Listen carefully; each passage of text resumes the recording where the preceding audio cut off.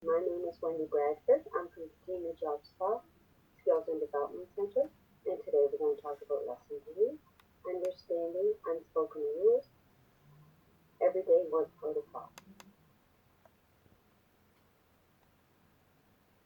The use of staff areas.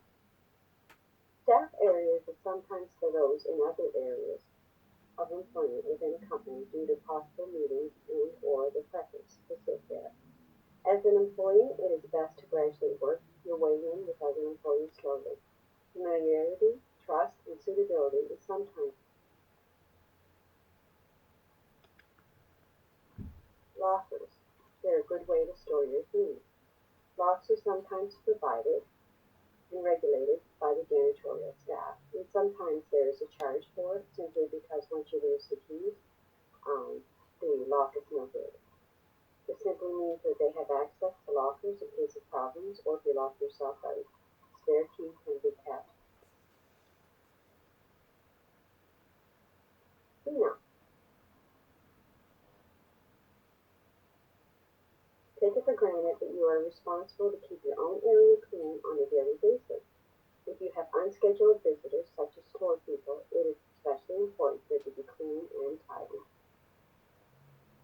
Safety of yourself and others is important as well.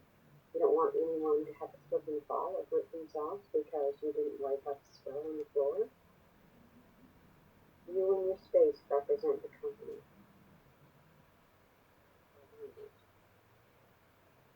Unusual circumstances. What is the protocol or rules for unusual circumstances or causes that involve receiving a warning, suspension, or being fired? Some workplaces are very strict following minor incidences, such as 5 minutes late. Others are according to the circumstances and need. For example, if there's an emergency, many times they will let that go. But if you have too many emergencies, then it becomes suspicious.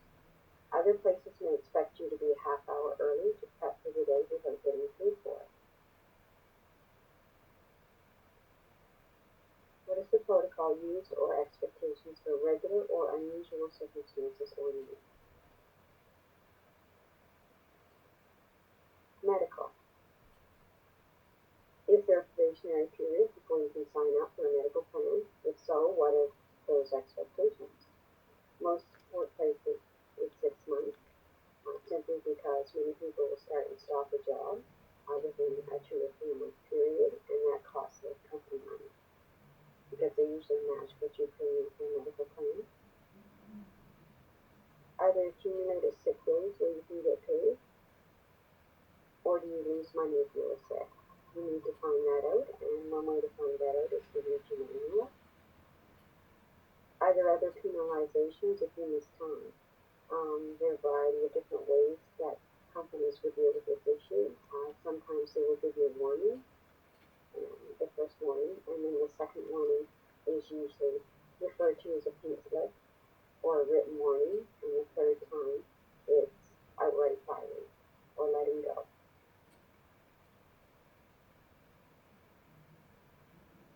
What is the protocol used or expectations for regular needs? Your protocol. Regular needs apply to doctor's appointments, sick days, and vacation time. It's up to you to find out by asking questions and reading the manual provided when you start a new job. Usually you start out with 2 weeks vacation, and usually that's accumulated over the months of that year. So they can deny you your full vacation if you haven't. What is the protocol used? For unusual circumstances and needs.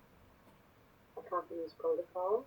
Questions needed to ask apply to delays in attendance, family emergency, leave time, sick leave, or sick days. And they can become quite complicated. Usually it's immediate family in case of family emergencies. With grief time, the same thing applies. Sick leave, you have to work your probation period usually before you can get sick leave, and usually it's 6 weeks to 6 months.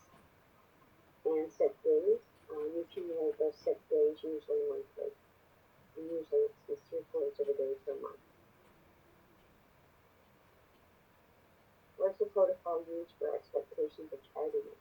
Tardiness is simply being late all the time.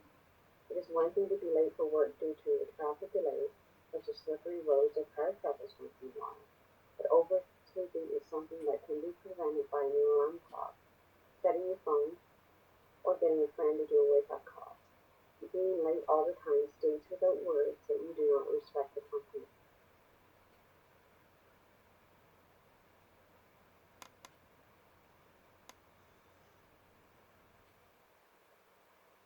What is the protocol used or expectations for unusual circumstances or needs? One of those could be knowing when it's time to move on. Unusual circumstances are things that make your presence or work productivity unappreciated or tolerated. This can be due to a personality conflict, drama, harassment, or you've done the best you could there. Sometimes you are the reason to move on due to what you want to do. Other times past mistakes cannot be fixed. You have hurt too many people or made too many mistakes and are no longer welcome or accepted as a team member.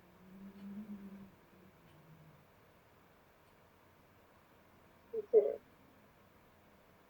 Many times you are hired to replace a past employee and you can't do what they did. So it can sometimes make you uncomfortable until you prove that you can do only what you can do.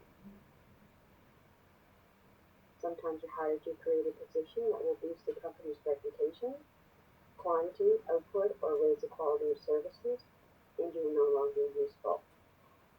Sometimes other people will come in and they'll be more qualified, or they will do things that will make you not be as useful anymore. Sometimes you are hired to provide a needed service, and you've done that and delegate it forward.